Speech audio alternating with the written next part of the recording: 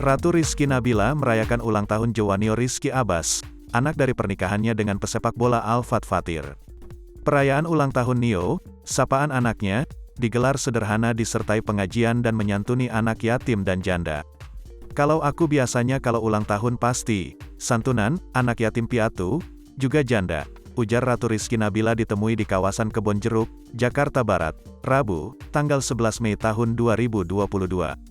Selain menyantuni anak yatim dan janda, Ratu Rizky Nabila juga memberikan sumbangan pada masjid dan gereja. Terus juga sumbangan ke masjid dan gereja karena menurut aku itu harus gitu, katanya. Sementara itu, untuk perayaan ulang tahun Jowanio sendiri merupakan keinginan Ratu Rizky Nabila. Kalau untuk Nio sendiri kepinginnya tiap ibu kan merayakan cuma enggak mau terlalu memaksakan atau keluar dari tradisi juga, kata mantan istri Al-Fatih Fatir ini. Jadi aku ya tetap pengajian santunan jatuhnya dan tiup lilin untuk pelengkap, lanjutnya.